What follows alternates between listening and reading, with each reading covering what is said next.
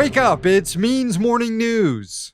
Just after 11 a.m. on the East Coast here in Washington, D.C., I'm the newsman, Sam Sachs. Good morning to everyone. If you're looking for coverage of last night's Republican debate, you won't find it here. I was going to watch it, but then I decided to slam my hand in a car door over and over again instead. Highly recommend.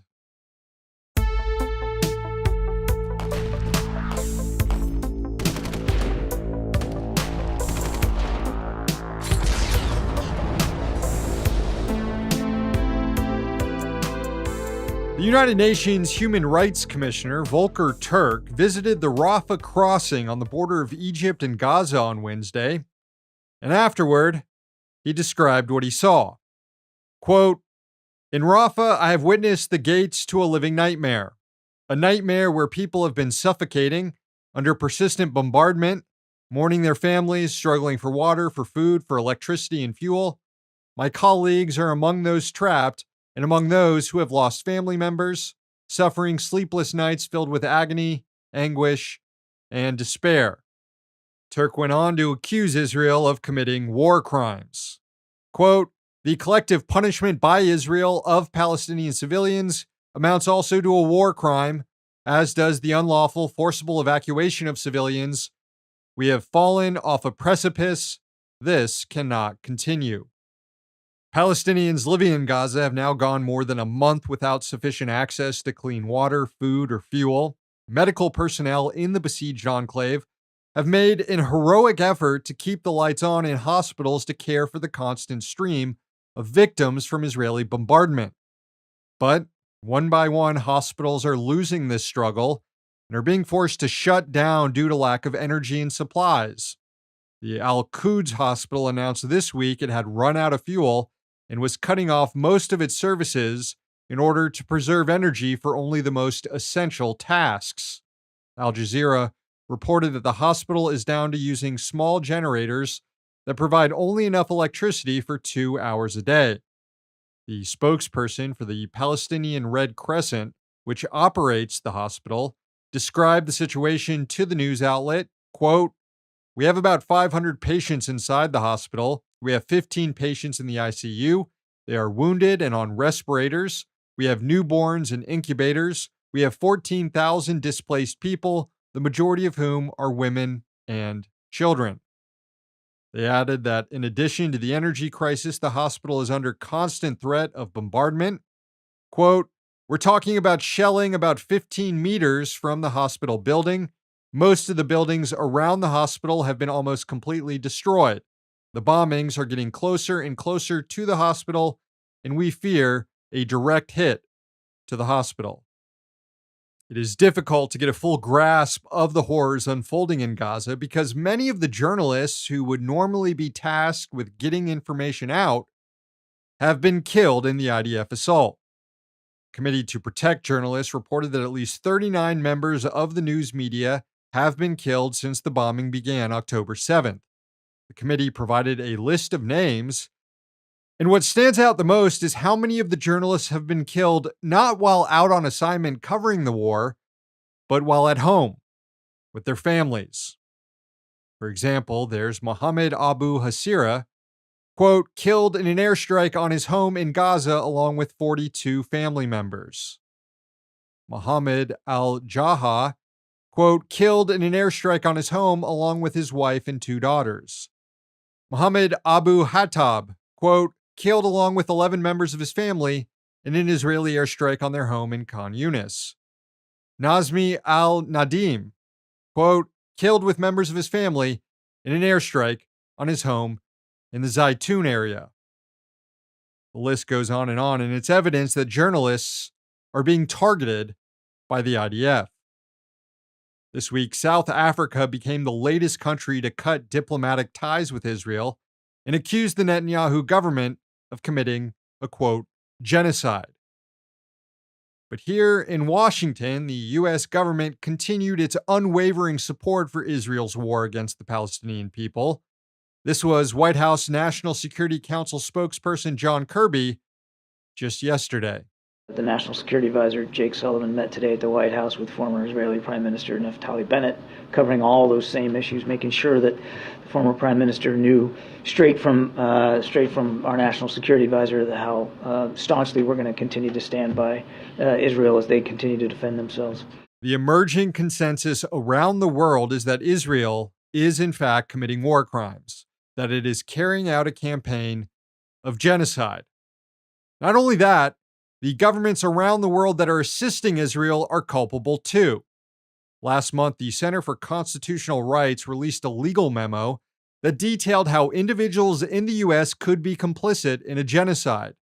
It read, quote, "The United States is not only failing to uphold its obligation to prevent the commission of genocide, but there is a plausible and credible case to be made that the United States' actions to further the Israeli military operation, closure, and campaign against the Palestinian population in Gaza rise to the level of complicity in the crime under international law." It added, quote, "The United States and U.S. citizens, including and up to the president, can be held responsible for their role in furthering genocide." Now, there is no actual international legal system that compels governments to not do things like war crimes or ethnic cleansing, at least one that's applied uniformly. All parties currently involved in the ethnic cleansing campaign against Palestinians will escape punishment at The Hague because they're not African heads of state, who are, for the most part, the only world leaders ever punished under international law. And the U.S. even has a law on the books that authorizes military force against The Hague should it detain a government official or military member to be tried before the International Criminal Court. But still, there is a sense here in Washington that the United States government is involved in crimes of the worst kind. Reporter Sam Husseini raised the topic to the State Department this week, asking if officials and staff were concerned about legal exposure. Greg Mokhiber, who just resigned as director of the New York office of the UN High Commissioner for Human Rights, noted that intent, usually the hardest part of genocide to prove, isn't in this case. He wrote in his resignation letter, quote, "Explicit statements of intent by leaders in the Israeli government and military leave no room for doubt or debate." The Center for Constitutional Rights just put out a statement. Legal organizations put members of Congress on notice for complicity on genocide. Quote, "Please take note," this is a letter that they sent to members of Congress, Center for Constitutional Rights. "Please take notice that should you vote in favor of that package, the Biden package for Israel, you risk facing criminal and civil liabilities for aiding and abetting genocide, war crimes, and crimes against humanity under international law, and may face investigation and prosecution." Do members of the State Department face similar possibility? Again, Sam, as I said, we have the U.S. government has a rigorous process in place for evaluating whether something constitutes genocide, and we have not made that assessment in this case. But you continue to pretend that the bombing of hospital after hospital, bakery after bakery, university after university, and somehow you keep pretending that, oh, they're just after military people. I appreciate your question, Sam. I've taken two of them. Now I'm going to work the room a little bit. Well, thank you for the question, but we've already cleared ourselves of any wrongdoing.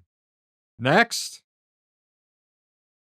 On Capitol Hill, Israel continues to enjoy overwhelming support from lawmakers, but dissent is growing. Here was Congressman Joaquin Castro during a House Foreign Affairs Committee hearing.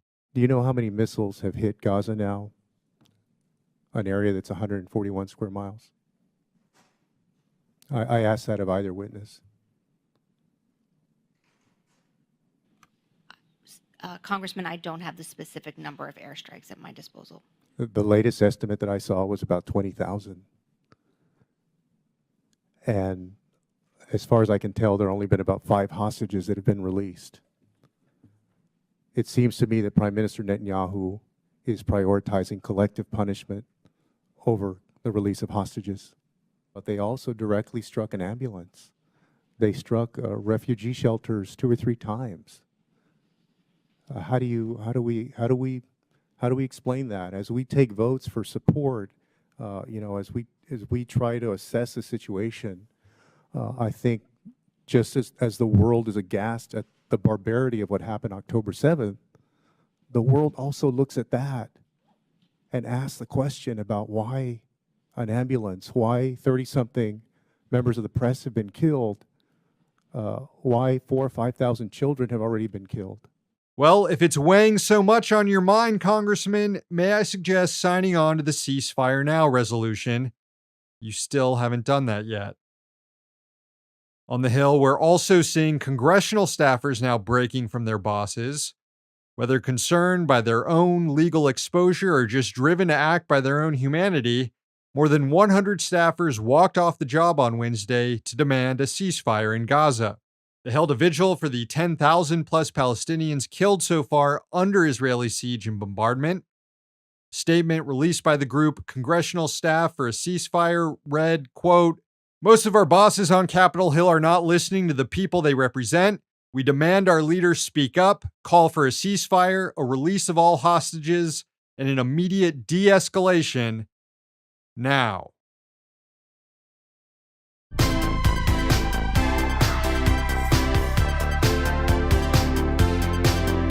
Well, look at that. After 118 days on the picket lines, the actors' strike is now over. The work stoppage, the longest in the union's history, ended at midnight after the Screen Actors Guild Negotiating Committee approved a tentative agreement with the studios. It's now under review by the union's national board and will soon be released to rank and file members for an up or down vote. The union is scant on details so far about what's in the agreement, only that it's worth over $1 billion and includes pay increases, protections from AI, streaming bonuses, and improved pensions and health benefits.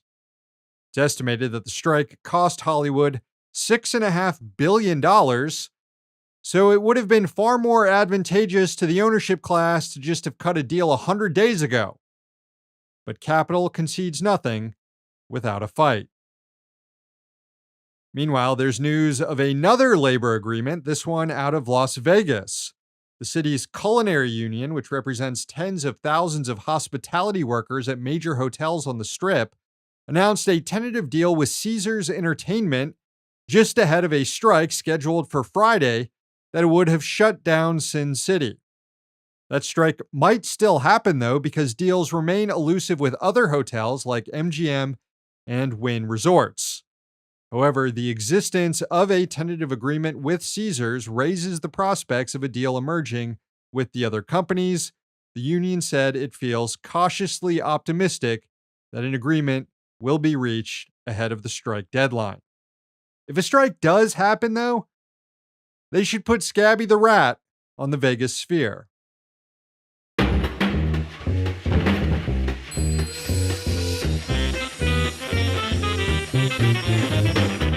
A lot of DC power brokers are sweating today after news broke that the feds had busted up a high-end brothel operating in the Washington suburbs. 3 people were charged on Wednesday with running the illegal commercial sex operation. According to the Department of Justice, the scheme involved high-end luxury apartments located in Massachusetts and Virginia, where individuals paid as much as $600 an hour for services. It's alleged that clients to the brothel included influential figures in the U.S. government. This is from the Department of Justice filing. Quote, "Throughout the course of our investigation and as detailed below, agents have identified several customers through surveillance, phone records, customer interviews, and other investigative methods. These customers spanned a wide array of different professional disciplines. Some of these professional disciplines included, but are not limited to, politicians, pharmaceutical executives, doctors, military officers, government contractors that possess security clearances, professors, lawyers, business executives, technology company executives, scientists, accountants, retail employees, and students." The Johns are not named in the court filing, but it's likely some will be identified as the investigation proceeds. As one FBI agent wrote in the affidavit, quote, "The customers or sex buyers described within this affidavit are not named. I do not do this for purpose of maintaining their anonymity, but instead do so because our investigation into their involvement in prostitution is active and ongoing." All right, well, time to get those bets in on who the implicated politicians are. The Means Morning News odds makers put Matt Gaetz as the favorite at minus 200.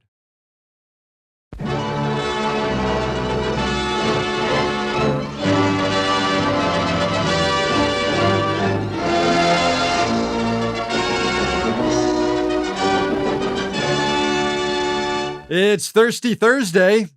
Thirsty for history, that is. Thanks to the good folks at Working Class History who give us access to their archives. It's officially revolution season, and so we begin where else but in Russia 1917 in the October Revolution. The worker revolt led by Vladimir Lenin and the Bolsheviks dumped the Kerensky-led provisional government, which had been installed in the first revolution of that year, back in February, that booted the Tsar. The Bolsheviks finished the job about 10 months later. Kerensky's garrison of troops protecting Petrograd dissolved away, with soldiers simply abandoning their post or joining up with the revolutionary forces. Government buildings were seized, and it was declared that all power now resides in the worker and peasant-led Soviets. It was 10 days that shook the world. Next up, a year later in 1918, inspired by the events in Russia, workers and soldiers in Germany embarked on their own revolution. Cities quickly fell to the upheaval, and workers demanded free elections, free speech rights, and the release of all political prisoners. Within days, the Kaiser abdicated. However, the aspirations of communists to build a worker state was undercut by social democrats who allied with wealthy elites and the military to declare a new republic and crushed any opposition that wanted to take the revolution further.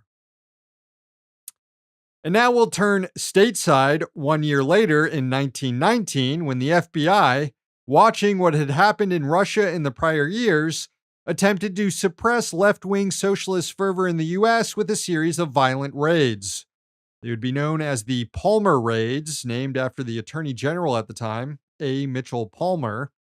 The raids began on November 7th, the 2-year anniversary of the October Revolution, a date chosen on purpose by authorities. The first targets were members of the Union of Russian Workers. Operations were carried out in a dozen cities. People were beaten up and questioned. Around 650 people were arrested in New York City alone, and many weren't Russian and had nothing to do with fomenting revolution. Scores were deported. The FBI went on to conduct another round of raids 2 months later, arresting over 5,000 people. And finally, let's jump to 1933, when workers at the Hormel meatpacking plant went on strike in Austin, Minnesota. They were organized under the newly created IUAW, the Independent Union of All Workers, a group inspired by the IWW. Among their demands, higher wages, union recognition, and equal pay for women. When Jay Hormel, the son of George Hormel, who founded the company, rejected the union's offer, leadership called for a strike vote. But before it could even be completed, workers themselves had already begun the picket. The strike would last 3 days before Mr. Hormel gave in and agreed to most of the workers' demands, and he would spend the rest of his tenure at the company trying to avoid future strikes by voluntarily offering wage increases and new benefits. He faced one strike and got spooked for life. To learn more about these events or others that happened this week in working class history, check out the project on Twitter, listen to the podcast, and subscribe on Patreon. Back with more next week.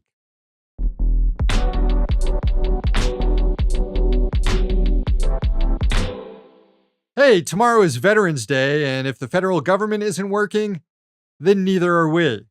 So, no show Friday. Rich dicks get a reprieve for one more week. Though, if we were doing a show, the rich dicks would have been Yuga Labs, the creator of the Bored Ape NFT collection. The company held a crypto conference in Hong Kong last week, and afterward, several attendees complained of eye irritation and vision loss. The cause is reportedly the UV lights that were set up at the conference. The company said it is looking into what happened. So not only have they strapped a lot of their customers with NFTs that have declined significantly in value, but also eye injuries. Real dick move.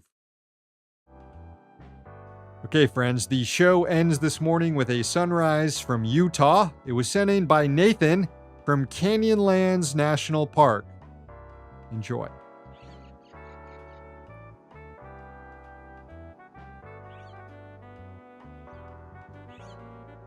Thank you, Nathan. Show's over. Thanks for watching, and thanks to the team behind the scenes. Please sign up for Means TV if you haven't yet, and subscribe to our YouTube and podcast channels. One day capitalism will fall. Until then, we'll be right here. See you next week.